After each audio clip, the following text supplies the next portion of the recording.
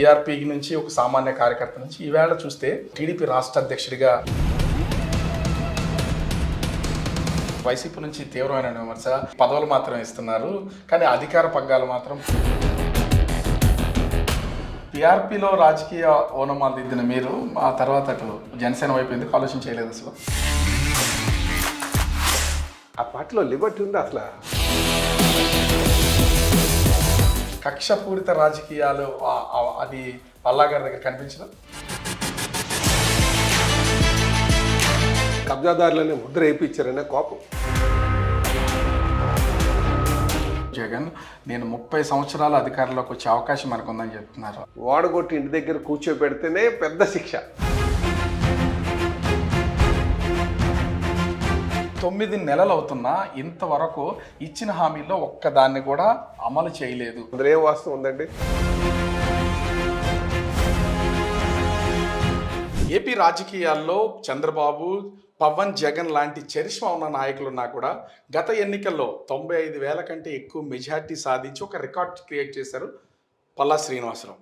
Gajuwaka MLA నుంచి ప్రస్తుతం TDP రాష్ట్ర అధ్యక్షులుగా ఆ బాధ్యతలు నిర్వహిస్తున్నారు. అసలు ఈ బాధ్యత బరువుగా ఉందా, కష్టంగా అనిపిస్తుందా?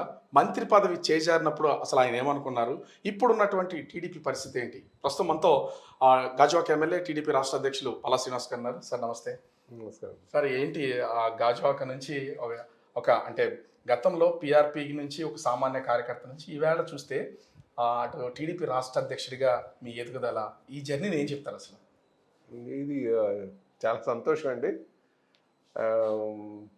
ఆనందంగా ఉంది. ముందుగా నేను ఈ యొక్క స్థాయి నాకు అంటే నేను ఎప్పుడు కూడా ఊహించలేదు. ఒక పెద్ద పార్టీకి, కీర్తిశేషులు నందమూరి తారక రామారావు గారు పెట్టినటువంటి పార్టీకి, అలాగే గత 40 సంవత్సరాలుగా ఎంతో బాధ్యతగా పార్టీ నడిపిస్తున్నటువంటి నాయకులు చంద్రబాబు నాయుడు గారు, వారు ఉన్నటువంటి పార్టీకి నేను అధ్యక్షుడు అవడం అంటే అది చిన్న మాట కాదు. నాకు అవకాశం కల్పించినటువంటి చంద్రబాబు నాయుడు గారికి, ముఖ్యమంత్రి గారికి నేను ప్రత్యేకంగా ధన్యవాదాలు తెలియజేస్తాను. అంటే ఇక్కడ ముఖ్యంగా చూస్తే అటు ఎన్టీఆర్, చంద్రబాబు, కళా వెంకటరావు, అచ్చెన్నాయుడు, ఇప్పుడు పల్లా శ్రీనివాసరావు, అంటే ఇంతమంది ఇలా చేసుకుంటూ వచ్చారు. ఎన్టీఆర్ కూర్చున్నటువంటి అంటే అటు ఉమ్మడి రాష్ట్రమైనా ఈవేళ ఆంధ్రప్రదేశ్కి పరిమితం అయినా కూడా ముఖ్యంగా చూస్తే ఆ సీట్లో కూర్చుని ఇంతమంది నాయకులందరినీ కూడా ఒక కోఆర్డినేట్ చేయడం అనేది ఎట్లా అనిపిస్తుంది? ఇది బాధ్యతతో కూడుకున్నదండి, నమ్మకంతో కూడుకుంది. బేసిక్గా నమ్మకం. ఎందుకంటే అధికారంలో ఉన్నాము, చాలామంది క్యాడర్ బేస్డ్ పార్టీ మాది. వీళ్ళంతా కూడా ఒక హోప్తో ఉన్నటువంటి పరిస్థితి అనమాట. సో ఇక్కడ నమ్మకం చాలా ముఖ్యం. అలాగే నమ్మకంతో పాటు అందుబాటులో ఉండడం చాలా ముఖ్యం అండి కార్యకర్తలందరికీ. అది సక్రమంగా చేయగలనే ఉద్దేశంతో ఈరోజు మా జాతీయ అధ్యక్షుడు అయినటువంటి శ్రీ నారా చంద్రబాబు నాయుడు గారు నాకు ఈ అవకాశం ఇచ్చారండి.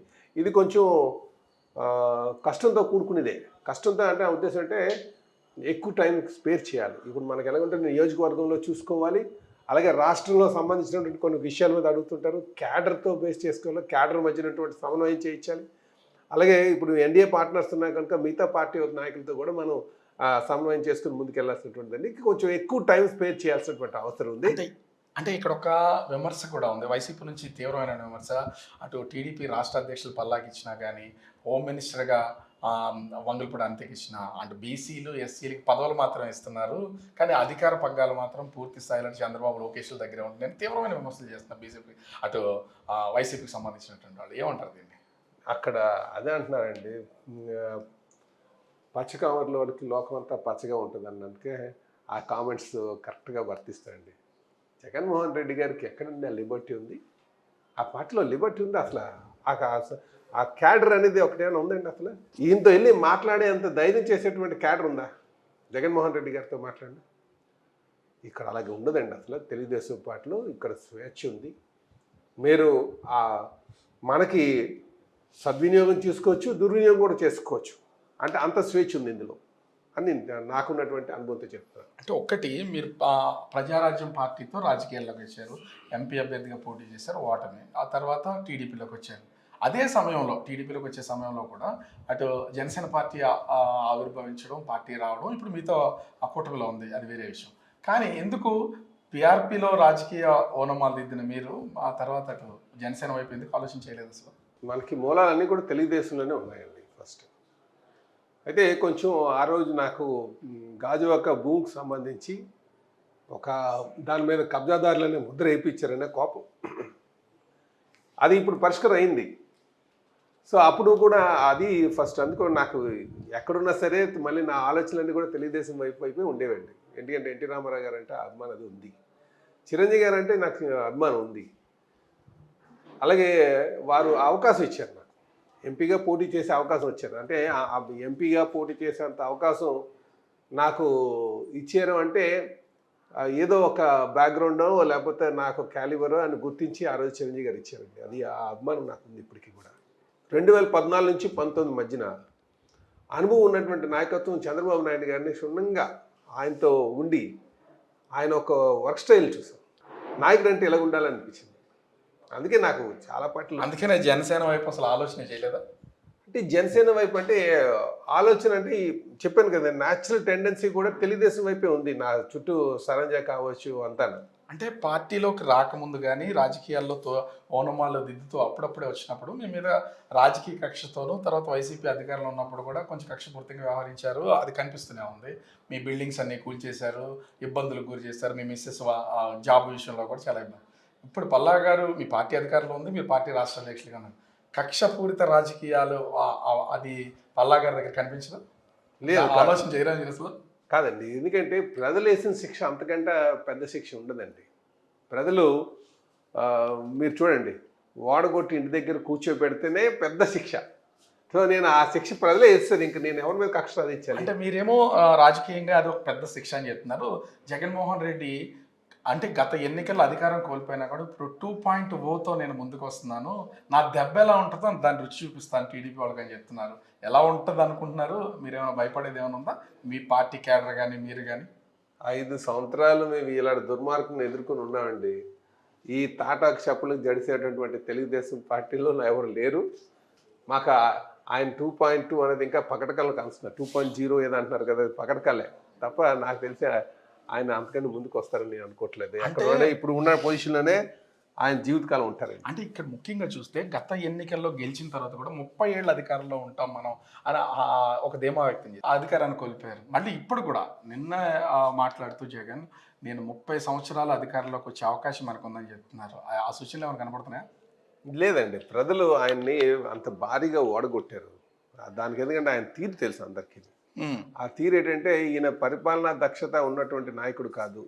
ఈయన కేవలం ధనదాహంతో అధికారం చెలాయిస్తారు. ఎక్కడ కూడా ప్రజా సంక్షేమాన్ని అంత దృష్టిలో పెట్టుకుంటారు అనే ఆలోచన అయితే ప్రజలకు కల్పించలేదు ఆయన. అంటే మీరు చెప్పేది ఏంటి అంటే వైసీపీ పరిస్థితి అయిపోయింది, వైసీపీ పని అయిపోయింది, ఇంకా అధికారంలోకి రాదని.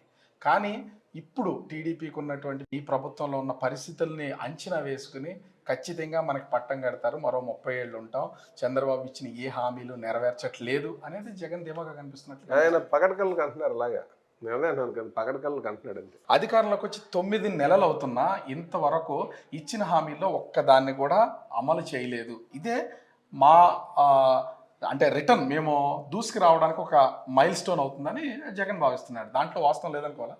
వాస్తవం లేదనే అనుకోవాలి, ఇంకేముంది అందులో ఏం వాస్తవం ఉందండి? ఎందుకు మరి మీరు కూడా ఇప్పుడు 9 నెలలు 9 నెలలు ఏం చేయాలో చెప్పాలి. ఇచ్చిన హామీల్లో ఇచ్చారు, ఆ హామీలు ఏది అమలుకు నోచుకోలేదు అనేది ఇప్పుడు ప్రజల్లో కూడా కొంత వ్యతిరేకత వస్తుంది అనేది అనిపించట్లేదు మీకు? నేను మిమ్మల్ని అడుగుతున్నాను, మీరు అడుగుతున్నారు కదా, వాళ్ళు అన్నారని అంటున్నారు కదా, మీరు కూడా జర్నలిస్ట్గా అన్ని చూస్తున్నారు కదా, ఏం చేయలేదు ఒకసారి చెప్పండి. అంటే సూపర్ 6కి సంబంధించి మొత్తం 6 పథకాల్లో ఏది అమలు చేశారు? ఒక పార్టీ అధ్యక్షుడిగా ఏం చెప్తారు దాని గురించి? సూపర్ 6లో సంబంధించి వచ్చిన వెంటనే పెన్షన్ పెంచుతా ఉన్నాం కదా, పెంచాం కదా 1000 రూపాయలు. తర్వాత అన్నా క్యాంటీన్లు తెరిపిస్తా అని చెప్పారు కదండి, ఇస్తున్నారు కదా. 20 లక్షలకి ఉద్యోగాలు చేస్తారన్నారు కదా, ఇండస్ట్రీస్ అన్ని మాట్లాడడం జరుగుతుంది కదా. ఎందుకంటే అసలు సూపర్ 6 అనేది ఎక్కడ అమలు కాదు, అసలు ఆచరణ సాధ్యం కానటువంటి పథకాలన్నింటినీ కూడా ప్రకటన చేసి అధికారంలోకి వచ్చేసారు. మోసం చేసింది చంద్రబాబు ఆ కూటమే అనేది జగన్ చేస్తున్న ప్రధానమైన ఆరోపణ. చెప్పొచ్చండి, అది ఎలాగ జనరల్గా రేపు ఎలక్షన్కి వెళ్ళేటప్పుడు అప్పుడు ప్రజలు నిర్ణయిస్తారు వీళ్ళు చెప్పిన పెట్టారా లేదా అన్నది. ఇప్పుడు వచ్చిన 6 నెలల్లో కాదు, మనకి ఎప్పుడు కూడా ఒక పీరియడ్ ఉంది, 5 ఇయర్స్ పీరియడ్. ఆ 5 ఇయర్స్ పీరియడ్లోనే మనం అన్నీ ఇచ్చినటువంటి హామీలు నెరవేర్చామా లేదా అనేది తీసుకుంటారు ప్రజలు చెప్తారు. దీంట్లో ఇదవక్కర్లే. ప్రజలు మనకన్నా తెలివైన వాళ్ళు, మీకన్నా నాకన్నా కూడా. ఇది నా ఆరోపణలుగా భావిస్తున్నారు. కానీ నిన్న అంటే మీరు మీడియా వాస్తవాలు ముఖం- తెలుసుకోకుండా మీడియా- మాట్లాడేస్తున్నారనేదే నా బాధ. మీడియా మీడియా ముఖంగా అంటే ఒక నేనేమనుకుంటా, పార్టీ అధ్యక్షుడు, ఒక మాజీ ముఖ్యమంత్రి మీ పార్టీకి సంబంధించి, మీ ప్రభుత్వానికి సంబంధించి చేస్తున్నటువంటి ఆరోపణలు ఇవన్నీ. నేనేమనుకుంటానంటే వాస్తవాలు కూడా తెలుసుకోవాల్సినటువంటి బాధ్యత మీ పైన కూడా ఉందని చెప్తున్నా నేను. అది మీరు అన్ని క్లియర్గా గత ప్రభుత్వం ఏం చేసింది, ఇప్పుడు ఈ ప్రభుత్వం ఏం చేస్తుంది, ఇక్కడ ఉన్నటువంటి ఆర్థిక పరిస్థితులు ఏంటి, ఇందులో ఉన్న ఆయన పరిపాలన దక్షత ఉందా లేదా అన్నది మీరు గమనించగలిగితే, మీరు ఒకటే చెప్తా, 5 years ఎన్నిసార్లు ఆయన వచ్చారండి బయటికి ఒకసారి చెప్పండి. అసలు ఎక్కడ ఆయన ప్రజానాయకుడు, మన ఓట్ల కోసం ప్రజల చుట్టూ తిరుగుతాం, అధికారం వచ్చిన తర్వాత ఇంట్లో కూర్చోడానిక ఎన్నిసార్లు వచ్చాడు చెప్పండి. మీరేమో జగన్ 5 ఏళ్ళు బయటకు రాకుండా ఇంట్లోనే ఇంట్లో కూర్చున్నా అని చెప్తున్నారు. ఇప్పుడు జగన్ చేస్తున్న ఆరోపణ ఏంటంటే ప్రజాప్రతినిధులు ఎవరు సూపర్ 6 అమలు కాకపోవడం వల్ల బయటకు వచ్చే పరిస్థితి మీరే అంటున్నారు, రానివ్వట్లేదు, భయపడుతున్నారని ఆరోపణ చేస్తున్నారు. అవునా? మీరు బాగా తీసుకున్నారు అయితే, వాస్తవాలన్నీ కూడా వదిలేశారు పక్కకి. రోజు ఆయన ప్రెస్కి వస్తున్నారు, నాయకులు అందరూ తిరుగుతున్నారు, ఇవన్నీ చూస్తున్నారు కదా. వాస్తవం ఏంటంటే ఖచ్చితంగా ఈరోజు ప్రజలకి చంద్రబాబు నాయుడు గారి మీద, అటు ఎన్డీఏ పార్ట్నర్స్ అయినటువంటి పవన్ కళ్యాణ్ గారి మీద, బీజేపీ మీద పూర్తి స్థాయి నమ్మకం ఉంది. అందుకనే మీరు 6 నెలలకే ప్రజలు తిరగట్లేదు అలాగని చెప్పేసి మీరే వత్తాసు తీసుకొని మీరే మాట్లాడేస్తున్నారు. వాస్తవం ఏంటంటే కొంత సమయం పడుతుంది, ఆ సమయం వరకు ఆగాలి. ఈరోజు ఎందుకు రాలేదు? పోలవరం మీరు ఏం చెప్పారు? పోలవరం 27th కంప్లీట్ అవుతుందని చెప్పాం. చంద్రబాబు నాయుడు గారు చెప్పారు కదా, మీరు ఛాలెంజ్ చేస్తారా అప్పుడు కంప్లీట్ చేసి చూపిస్తామని? మీకు ఆ నమ్మకం ఉందా? ఖచ్చితంగా మీరు కాదు 27కి పూర్తి చేస్తానని ఆయన అన్నారు సభాముఖంగా, కంప్లీట్ చేస్తాం. జగన్మోహన్ రెడ్డి గారు ఎన్నిసార్లు చెప్పారు తెలుసండి? చెప్పాడు చాలాసార్లు. ఎన్నిసార్లు చెప్పారు? మంత్రులు కూడా 3-4 సార్లు. మీకు తెలుసా లేదా? తెలుసాను. ఎన్నిసార్లు చెప్పారండి? అదే చాలా సార్లు. ఎక్కడ సభాముఖంగా ఎన్నిసార్లు చెప్పారు? 2-3 సార్లు ఖచ్చితంగా చెప్పారు. అంటే టైం బాండింగ్ మార్చుకుంటూ వచ్చారు. మరి ఇంకేం కావాలి చెప్పండి. అంటే పోలవరం ప్రాజెక్ట్ ఉంది. నేనేమన్నా మీకు ఒకటే ఛాలెంజ్ చేస్తున్నా, బై 27 చంద్రబాబు నాయుడు గారు చెప్పినటువంటి పాటు పోలవరం కంప్లీట్ చేస్తానని, దానికి మీరు ప్రిపేర్ అయ్యి ఉండండి. అది ఒకసారి మనం ఎన్ని తీసుకున్నా సార్ ఖచ్చితంగా పూర్తవుతుంది మీడియా ముఖ్యంగా. సో ఖచ్చితంగా ఆ రోజు రండి, మీరు అనుకున్న విధంగానే అప్పుడు అడగండి, అప్పుడు రండి. సో ఇంకోటి అంటే ఇక్కడ చూస్తే మీ పార్టీకి సంబంధించినటువంటి ఎమ్మెల్యేలు అటు మద్యం షాపులకు సంబంధించి బెల్ట్ షాపులు, ఇసుక దందా చేస్తున్నారు. ఇదంతా తీవ్రమైనటువంటి ఆరోపణలు అయితే మూటకట్టుకుంటున్నటువంటి పరిస్థితి ఉంది. ఎందుకంటే ఒక పార్టీ అధ్యక్షుడిగా ప్రభుత్వంలో ఉన్న వాటికంటే ఎమ్మెల్యేలని, పార్టీ నాయకుల్ని సమన్వయం చేయాల్సినటువంటి వీరే బాధ్యత కూడా మీకుంది. కానీ ఇట్లాంటి దాంట్లో ఇన్ని విమర్శలు వస్తున్నప్పుడు ప్రజల నుంచి వ్యతిరేకత రాదనుకుంటున్నారా? కాదు, ఇసుక దందా అన్నారు కదా, రేటు ఎంతకు వస్తుందండి? గత ప్రభుత్వంలో ఎంతకు ఉంది, ఇప్పుడు ఎంత ఉంది చెప్పండి, మీరు చెప్పాలి రేట్. అంటే గత ప్రభుత్వానికి ఇప్పటికీ మీరు తేడా చూపిస్తున్నారు. నేను నాయకుల గురించి నేను అదొకటి గుర్తు, నాయకుల గురించి. ఎందుకంటే బయటికి అంటే ర్యాంపుల్లో నుంచి వచ్చే ఇసుక బయటికి వెళ్తున్నటువంటి దానికి, అమ్మకానికి అంటే ప్రజలకు అందిస్తున్న దానికి సంబంధం లేదు అనేది వస్తున్నటువంటి ఎమ్మెల్యేల మీద. నేను చేస్తున్నది పల్లా శ్రీనివాసరావు గారు లేకపోతే రాష్ట్ర అధ్యక్షుడి మీద కాదు. పబ్లిక్ సాటిస్ఫై అయ్యున్నారు లేదా చెప్పండి. అది ఏ రేటుకి అందుతుంది? జస్ట్ సింపుల్ శాండ్లో సప్లై డిమాండ్, మీరు సప్లై చేయగలిగితే రేట్ డౌన్ అవుతుంది. సప్లై వస్తుంది కనుకనే ఎక్కడైతే సప్లై పెరిగిందో ఇంక అందులో బ్లాక్ మార్కెటింగ్ ఏమి ఉండదు. ఈరోజు అంతా కూడా 650 రూపాయలకే ఇస్తున్నారు. మేము గవర్నమెంట్ ఒక రేట్ ఫిక్స్ చేసింది, డిపోలో 1000 రూపాయలు అమ్మాలని. ఈరోజు సప్లై ఎక్కువైపోయింది కనుక 650 రూపాయలు పడిపోయింది రేటు. సో ఆ సప్లై తక్కువ రేటుకి వస్తుంది, ఇంకా అందులో ఏం బ్లాక్ మార్కెటింగ్ ఉంటుంది. కానీ ప్రజాప్రతినిధులు ఇప్పుడు గత ప్రభుత్వ హయాంలో ముఖ్యంగా చూస్తే మద్యం అనేది అటు గవర్నమెంటే నడిపింది, దాంట్లో చాలా అవినీతి జరిగిందని మీరు ఆరోపణ చేశారు. ఇప్పుడు ఎక్కడ చూసినా బెల్ట్ షాపులు వెలిచాయి, బెల్ట్ షాపుల ద్వారానే మద్యం విచ్చలవిడిగా అమ్మకాలు జరుగుతున్నాయి, దీని వెనక ఎమ్మెల్యేలే ఉన్నారనేది వైసీపీ చేస్తున్న ఆరోపణ. కాదు, బెల్ట్ షాపులు విచ్చలవిడతాను, ఈ రెండు ఎక్కడి నుంచి నేర్చుకున్నారు నాకు అర్థం కాలేదండి. అసలు అక్కడ మీరు అన్న బెల్ట్ షాపులు అంటున్నారు కదా, బెల్ట్ షాపులు ఎక్కడున్నాయి? మీరు ఎట్లా క్వశ్చన్ చేస్తున్నారంటే ప్రతిదీ నేను వత్తాస పలుకుతున్నా అనుకుంటున్నారు, కానీ వైసీపీ చేస్తున్న ఖచ్చితంగా మీరు వాటిని డిఫెండ్ చేయాల్సిన పరిస్థితి అయితే ఉంది. కాదండి నేను అన్నది ఏంటంటే ఇవి అన్ని నిరాధారమైనటువంటి మాటలు కరెక్ట్ కాదంటున్నా. గడిచినటువంటి 9 నెలల్లో జగన్ మీరు భయపెట్టారా? జగన్ మీకు భయపడుతున్నారా? ఎందుకంటే 16 నెలల్లో నన్ను జైల్లో పెట్టారు. నన్ను చూసి తెలుసుకోండి కార్యకర్తలు ఎవరో భయపడాల్సిన పని లేదు అని ఇప్పుడు జగన్, ఎందుకంటే వరుసగా సోషల్ మీడియా వింగనో లేకపోతే ఇంతకుముందు మీ మీద విమర్శలు చేసినటువంటి వాళ్ళ మీద కేసులు పెట్టి జైల్లో పెడుతున్నారు. జగన్ వాళ్ళకి చెప్తూ నేనే 16 నెలలు జైల్లో ఉన్నాను, వీళ్ళందరూ కొట్టు చేశారు, మీరెవరో భయపడద్దని. మీరు జగన్ ఇప్పుడు భయపెడుతున్నారా? జగన్ ఏం భయపడక్కర్లేదండి, వాళ్ళ తప్పులతో ఆయనే భయపడతాడు. చేసుకున్న తప్పులన్నీ మెడకు చుట్టుకుంటాయండి. చేసిన పాపాలు ఊరికే పోవు. ఆయన చేసిన మద్యం దందా కావచ్చు, ఇసుక దందా కావచ్చు, మైనింగ్ దందా కావచ్చు, ఇవన్నీ ఆయన మెడకు చుట్టుకుంటాయి. అంతకంటే ఇంకేముంటాయి? చేసిన పాపాలు ఊరికే పోతాయా? అంతే. సో దాన్ని చూసి భయపడుతున్నాడు అంతే. జగన్ విషయాన్ని పక్కన పెడదాం. అసలు కూటమికి సంబంధించి అసలు ఉత్తరాంధ్ర అభివృద్ధికి కూటమి ప్రభుత్వం నుంచి ఏ విధమైనటువంటి ప్లానింగ్ ఉంది ఆ డెవలప్మెంట్కి సంబంధించి? ముమ్మాటికేనండి. ఇండస్ట్రియల్ ఇప్పుడు ఏదంటే కాలానికి అనుగుణంగా నిర్ణయాలు తీసుకోవాలండి. ఇప్పుడు అందుకనే పోలవరం ఒక మంచి ప్రాజెక్టు. దానివల్ల ఏమవుతుందంటే సుమారు 30 లక్షల ఎకరాల ఆయకట్టు వస్తుంది. వాటర్ అవైలబిలిటీ ఏం చేస్తుందంటే అది చాలా ఆపర్చునిటీ క్రియేట్ చేస్తుంది వాటర్ అవైలబిలిటీ. అందుకే నీరు అటు అగ్రికల్చర్ డెవలప్మెంట్ చేయడానికి ఆస్కారం ఉంటుంది, ఇండస్ట్రియల్ డెవలప్మెంట్కి ఆస్కారం ఉంటుంది. కనుక వాటర్ రిసోర్సెస్ని ప్రాపర్గా యూటిలైజ్ చేసుకోవాలనే ఒక ఆలోచన చాలా ఇంపార్టెంట్. అందుకే దానికి ప్రధానంగా పోలవరం కంప్లీట్ చేయాలనుకుంటున్నారు. అలాగే ఇండస్ట్రియల్ డెవలప్మెంట్ కూడా. ఇండస్ట్రియల్ డెవలప్మెంట్ అందుకని ఈరోజు ఆయన దావోస్ వెళ్ళడం కానీ, అలాగే ఐటీని ప్రోత్సహించడం కానీ, లోకేష్ బాబు వెళ్ళి ఐటీకి చేయడం కానీ. సో ఇండస్ట్రియల్ డెవలప్మెంట్ ద్వారా రాష్ట్రాన్ని అంటే జీడిపి 15% వస్తాయి. మనకి ఉన్నటువంటి అప్పులు కొంచెం తీరడానికి ఆస్కారం ఉంటుంది. అంటే మీరే దావోస్ పర్యటన గురించి చెప్తారు. దావోస్ పర్యటనకు సంబంధించి కూడా తీవ్రమైన విమర్శలు. తెలంగాణ రాష్ట్రంలో దాదాపుగా 1,70,000 కోట్ల పైనే పెట్టుబడుల్ని ఒక ఎస్టిమేట్తో వచ్చారు. కానీ దావోస్ వెళ్ళిన నారా లోకేష్ కానీ చంద్రబాబు కానీ టీము ఒక్క రూపాయి కూడా తీసుకురాలేదనేది వైసీపీ చేస్తున్న విమర్శ. ఏమంటారు అసలు? రేపు ఇండస్ట్రీ 1 year తర్వాత మనకు తెలుస్తుంది కదా ఏ ఇండస్ట్రీస్ లాంచ్ చేయాలని. మీకు వెబ్సైట్లో ఉంటాయి కదా ఎవరెవరితో మాట్లాడారు. ఇప్పుడు ఏమన్నా గూగుల్ డేటా సెంటర్ అంటున్నాం. గూగుల్ డేటా సెంటర్ కోసం అడగండి ఏదో దాని సంగతి ఎవరికైనా విమర్శ చేసేవారికి. Google data centre is biggest data centre వస్తుంది. రేపు కేబులింగ్ వేస్తున్నారు సింగపూర్కి. సో అది వస్తే చాలా బాగుంటుంది. కేబులింగ్ వస్తే మనకు డేటా సెంటర్స్ బాగా డెవలప్ అవుతాయి. ఇలాగే యాక్సెంచర్ అయింది, టీసీఎస్ వస్తుంది, ఇన్ఫోసిస్. అంటే తపన అనేది నాయకత్వంలో కనిపిస్తుంది. అది మనం గమనించాలి.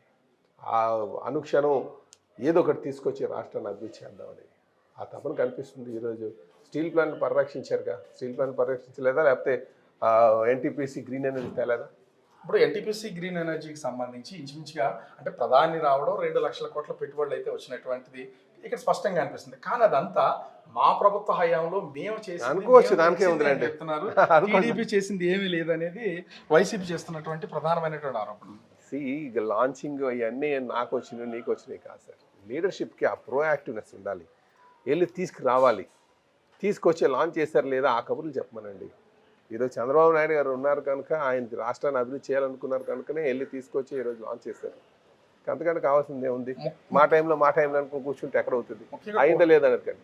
అంటే ఇక్కడ చూస్తే అంటే స్టీల్ ప్లాంట్కి సంబంధించి కూటమిలో అటు పవన్ కళ్యాణ్ కానీ చంద్రబాబు, అదేవిధంగా బీజేపీ నాయకులు, మంత్రులు అందరూ కష్టపడి మేము స్టీల్ ప్లాంట్ ప్రైవేటీకరణ ఆపాం, 11,500 కోట్లు తెచ్చామని చెప్తున్నారు. ఇది ఇట్లానే ఉంటుందా లేకపోతే అప్పులన్నీ క్లియర్ చేసి? ఎందుకంటే ఇప్పటికీ కూడా కార్మికులు దీన్ని అంగీకరించట్లా. ఏ విధంగానో అంటే వీటిని అప్పులు తీరుస్తారు, మళ్ళీ కొత్త అప్పు అవుతుంది తప్ప మాకు చేసిన మేలేమి లేదంటున్నారు. మీరు స్పష్టంగా హామీ ఇవ్వగలరా? అంటే మీ నియోజకవర్గంలో ఉంది కాబట్టి స్టీల్ ప్లాంట్ ఎప్పటికీ ప్రైవేటీకరణ కాదు, ఇది ప్రభుత్వంలో నడుస్తుందని. 15,000 కోట్లు తీసుకొచ్చి పెట్టిన తర్వాత ప్రైవేటైజేషన్ అవదా అని కూర్చుంటారు. ఇంకా 15,000 crores. కానీ ఇప్పటికీ ఇప్పటికీ కాదండి. కార్మికులు చేస్తున్నటువంటి మళ్ళీ మీకు అదే చెప్తున్నా, కార్మికులు చేస్తున్నటువంటి నాయకులు కాదు, కార్మికులు చేస్తున్న దాంట్లో ఇప్పటికే బ్యాంకులకి 40,000 కోట్ల అప్పు ఉంది. ఆ 40,000 కోట్లకి బ్యాంకుల్లో ఈ వచ్చిన డబ్బులు వాళ్ళకి కట్టి తిరిగి మళ్ళీ అప్పు తీసుకోవాలి, 2% ఇంట్రెస్ట్ అనేది చేస్తున్న విమర్శ. 35,000 crores. మీరు అందుకే ఒకసారి రిలయన్స్కి ఎంత అప్పు ఉందో తెలుసండి, టాటాకి ఎంత అప్పు ఉందో తెలుసండి. బిజినెస్లన్నీ కూడా ఇంట్లో డబ్బులు తెచ్చి పెట్టరు, బ్యాంకుల నుంచే తీసుకొచ్చి పెడతారు. బిజినెస్ డెవలప్ చేయాలి, దాని నుంచి అప్పులు తీర్చాలి. అది మీరు ఏమన్నారంటే రేపటి కోసం చెప్పమంటున్నారు. ఈరోజు ఇచ్చినటువంటి అన్నీ వదిలేశారు. 15,000 crores ఒక స్టేట్ పబ్లిక్ ఎక్స్చెక్కర్ నుంచి డబ్బులు తీసుకొచ్చి పెట్టారు. ఆ బాధ్యత కార్మికుల పైన, యాజమాన్యం పైన ఉంది. రేపు ఆర్సిలర్ మెటల్ అక్కడికి వస్తుంది. ఆక్సిలోమీటర్ వస్తుంది కదా, దానికి మైనస్ ఏంటండి ఏమన్నా కాదు. ఇవన్నీ ఏంటంటే ఆ సమన్వయం చేసుకోవాలి. కొంచెం లాభాల్లో నష్టాల్లోకి వెళ్తున్నప్పుడు, లాభాల్లో ఉన్నప్పుడు బాగానే ఉంటుంది, నష్టాల్లో ఉన్నప్పుడు కొంత సపోర్ట్ ఇవ్వాలి. ఇప్పుడు 2 మార్లు ఇచ్చారు, మీరు అది అన్నీ మర్చిపోయారు. మీరు ఉన్నది ఏదంటే మీరు 98లో ఏ పరిస్థితిలో ఉంది స్టీల్ ప్లాంట్ చరిత్ర ఏంటి, 98లో ఎవరు కాపాడారు, ఈరోజు ఎవరు కాపాడారు, ఇవన్నీ మీరు తీసుకోవట్లేదు. మీరు తీసుకుంది ఏంటంటే you're just spreading negative feeds. మీరు కనుకోవాల్సిన 15,000 కోట్లు వచ్చిందంటే దాన్ని వదిలేసి ఇది కాపాడలేరా, ప్రైవేట్ అవదా, what is this all this? కానీ అప్పులు ఈరోజు మాత్రమే కనపడుతున్నాయి. మీరు మళ్ళీ పొరపడుతున్నారు సార్. మీరు చేస్తున్నది అదే అంటున్నాను. You should also have a knowledge on that. చరిత్ర తెలుసుకోవాలి, ఇండస్ట్రియల్ పాలసీ కోసం తెలుసుకోవాలి, ఏం చేస్తే బాగుంటుంది, అసలు ఎక్కడ మిస్టేక్ అవుతుంది అన్నది అడగడం మానేశారు. మీరు రాజకీయంగా మీరు మాట్లాడడం మొదలుపెట్టారు. 15,000 కోట్లు అంటే ఎక్కడి నుంచి వచ్చిందండి? తిరిగి వచ్చి రాజకీయమే దేనికంటే లింక్ అవుతుంది. కాదండి, వాస్తవం కాదు. అన్నింటిలో రాజకీయాలు కాదు. మీరు పొరపాటు పడుతున్నారు. కానీ పాలసీ డెసిషన్స్ అనేది రాజకీయ నాయకుల చేతుల్లోనే ఉన్నాయి కదా. పాలసీ డెసిషన్స్ ప్రైవేట్ వాళ్ళకి సేమ్ వర్తిస్తుంది, వీళ్ళకి సేమ్ అవుతుంది. ఇండస్ట్రియల్ పాలసీ అంటాం. ఒకరికి వెచ్చేసం ఇంకొకరికి వేరేగా ఉండదు, అందరికీ ఒకలాగే ఉంటుంది. It's a competitive field. మీరు అన్నా చెప్పండి, రాజకీయ నాయకులు ఏమైనా వ్యాపారాలు చేస్తారా? ఖచ్చితంగా చేస్తారు. ఎక్కడ? ఎందుకు చాలా మంది రాజకీయ నాయకులకి ఎన్నో వ్యాపారాలు ఉన్నాయి. ఉత్తరాంధ్ర నుంచి రాయలసీమ దాకా ఉన్నటువంటి రాజకీయము వ్యాపారం టూ డిఫరెంట్. మీరు అది గమనించాలి. ఖచ్చితంగా ఎవరో వ్యాపారస్తుడు వచ్చి రాజకీయంలో చేస్తారు అది కాదు నేను అనుకుంది. రాజకీయం వేరు, వ్యాపారం వేరు. Political leaders don't do business. So మీరు పాలసీ అన్నారు కదా, పాలసీ కోసం డెసిషన్ తీసుకుంటారు. నేను ఒకటే చెప్తాను, బాగున్నాడు. స్టీల్ ప్లాంట్ని మీరు ఒక మాట చెప్పాలి దీని ముఖ్యంగా. 98లో ఎవరు కాపాడారు, ఇప్పుడు ఎవరు కాపాడారు? మీకు ఒకటి తెలుసండి, ఎన్డీఏ ప్రభుత్వం అధికారం వచ్చే ముందు దాని కెపాసిటీ ఎంత తెలుసండి? స్టీల్ ప్లాంట్ 5 సంవత్సరాల నుంచి జగన్మోహన్ రెడ్డి గారు ఏమైనా మాట్లాడారా? ఏ కెపాసిటీలో రానిందో మీకు ఐడియా ఉందా? అసలు ఎందుకు తెలియదు, ఎందుకు సపోర్ట్ చేయలేదు? ఒకసారి చెప్పండి. కూటమి నాయకులకు సంబంధించి ముఖ్యంగా ఇక్కడ ఒక విమర్శ అయితే నడుస్తుంది.